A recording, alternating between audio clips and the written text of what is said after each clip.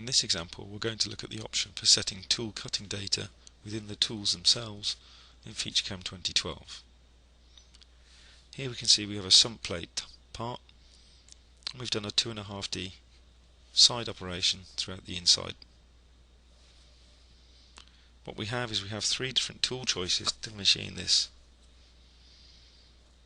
We can see the geometry of these tools by turning on the tooling information layer and zooming into. Here we can see we've got the three different tool types: a 90-degree insert with a cut depth of 10mm, a 45-degree insert with a cut depth of 6.5mm, and a 10-degree insert of 2mm. Each one of these particular inserts will have a different feed rate associated with it, and of course a different cut depth. But because they share similar geometry in terms of the general cutting data, we would get similar types of tool paths despite the fact that these tools cut in completely different ways.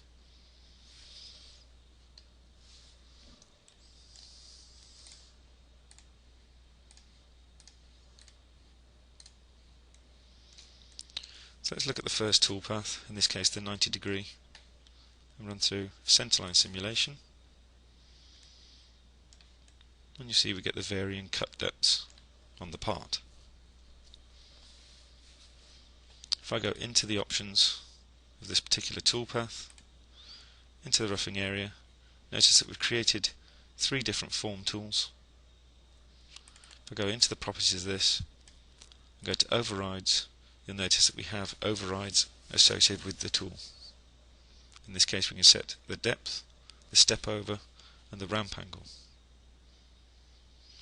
These can also be set under the feeds and speeds area.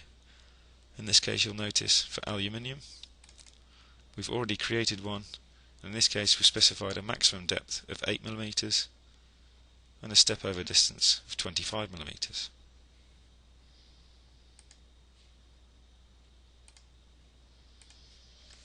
This is reflected in the toolpath itself. When we simulate, we have two toolpath passes. In this case we can measure the vertical distance from this toolpath pass to the top of the stock, and you'll notice we get our 8mm.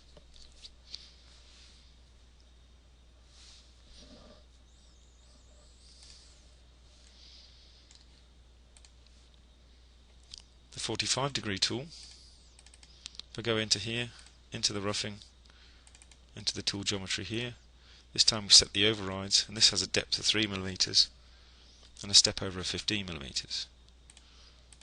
So even though the cut length of the tool is classed as 10, when I play this toolpath and view to the side, again I'm just going to hide everything and measure the distance. Here you can see that 3mm cut depth.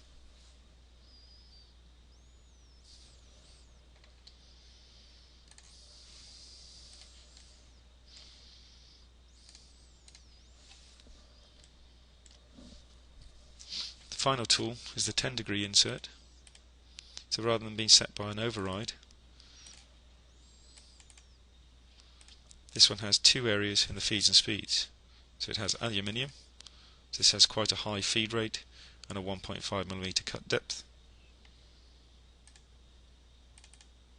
And you notice we have the P20 tool steel. This has a lower cut depth, lower feed rate, lower spindle speed.